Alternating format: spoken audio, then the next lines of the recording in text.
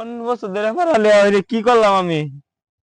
যদি সারি না হতে পড়ালে রে কি লাভ? অত কষ্ট হইরা বাহির টিয়া নষ্ট হইরা পড়ালে করলাম রে। আরে কি করলাম আমি? মে I coming sir? Yes coming, আসুন আপনি।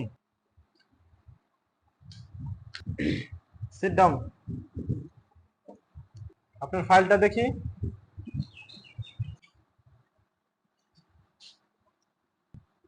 আপনি তো দেখি ঢাকা বিশ্ববিদ্যালয় থেকে স্নাতকোত্তর পাশ করেছেন।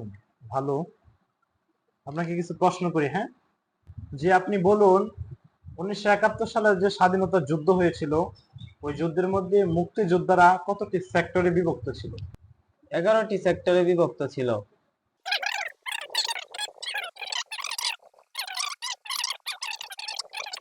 ঠিক আছে, আপনার তো কোনো কুঠা নাই, আপনি ঠিক আছে আপাতত আসুন, পরবর্তীতে আপনাকে স্মরণ করা হবে। ঠিক আছে।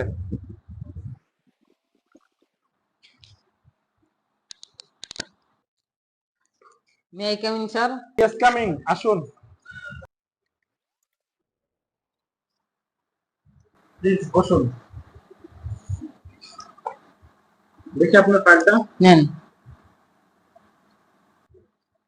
আপনার রেজাল্ট তো অনেক চমৎকার।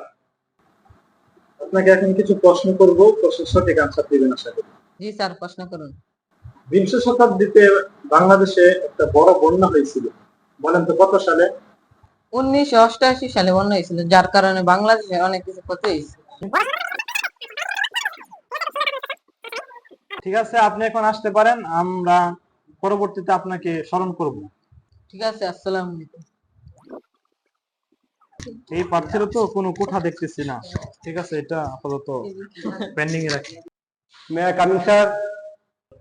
Yes coming, sit down. Thank you.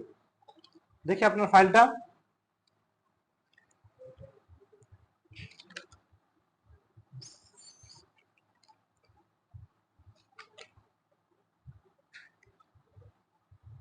আপনার রেজাল্ট তো মোটামুটি আছে।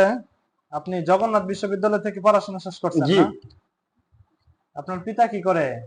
আমার পিতা একজন মাধ্যমিক বিদ্যালয়ের শিক্ষক এবং আমার দাদা একজন মুক্তিযোদ্ধা। জি, সেটাই তো দেখতে পাচ্ছি। আপনার তো মুক্তিযুদ্ধ কোঠা আছে।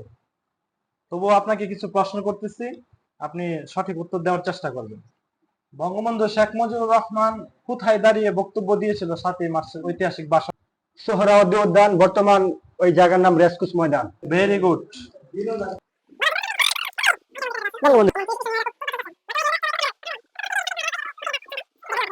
ঠিক আছে, আপনি খুব চমৎকার পারফরমেন্স করছেন। আর তাছাড়া আপনার তো কোঠাও আছে, আশা করা যায় যে আপনি উত্তীর্ণ হতে পারবেন। ঠিক আছে, আপনি এখন আসতে পারেন। জি, আপনাকে অসংখ্য ধন্যবাদ। আসি, আসসালামু আলাইকুম। আজকে তো বিসিএস এর রেজাল্ট দেওয়ার কথা, এই তো খবরটা লইয়া।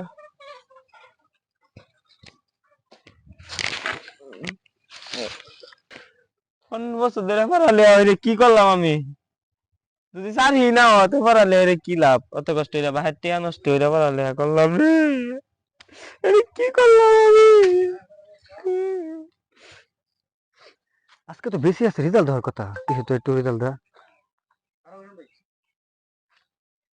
ইয়েস, আলহামদুলিল্লাহ, ইয়েস। পাশের বাড়ির সাই আমার ছিল, পরীক্ষা দিয়েছিল, একটা ফোন দিয়ে দিই। কিরে সায়েম, কি খবর তোর? বন্ধু, আর কইস না বন্ধু, জীবনটা শেষ। এত কষ্ট করে পড়ালে আল্লাহ বাপের টিয়া নষ্ট হইরা বন্ধু, চাকরিটা হইলো না বন্ধু। তোর কি খবর বন্ধু? আরে বেটা, আমি তো জিতে গেছি, তোরা দোয়া আলহামদুলিল্লাহ। তো তোর লাগে একটু খারাপ লাগতেছে বুঝছস। তুই কেন ফেল করলি? তুই তো আমার থেকে বেশি মেধাবী আসলি, কি ব্যাপার বুঝলাম না বিষয়টা। হ্যাঁ, বন্ধু, তোর তো কুড়া আছে, এর লিগে তুই আর হে চাকরিটা পাইয়াছস। আমার কুড়া নাই দেখে আজ চাকরিটা দিছে না আমারে। কি করবি বন্ধু, দেখ মন খারাপ করিস না, যা হওয়ার তা তো হয়ে গেছে। দেখ পরবর্তীতে আবার চেষ্টা কর, কি আর করার আছে। ঠিক আছে বন্ধু, রাখি।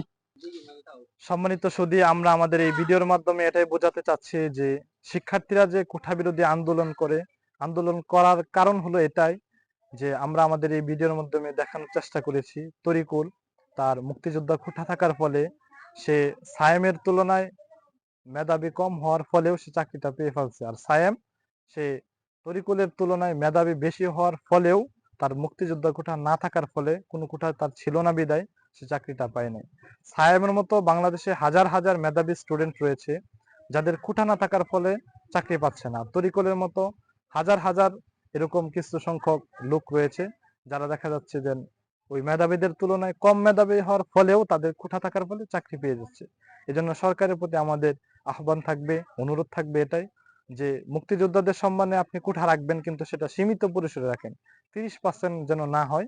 এদিকে খেয়াল রেখে আপনি আমাদের এই দেশটা যেন সুন্দরভাবে পরিচালিত হয়, দেশের শান্তি শৃঙ্খলা যেন বজায় রাখে সেই দিকে লক্ষ্য রাখবেন, এটাই আমাদের আবদার।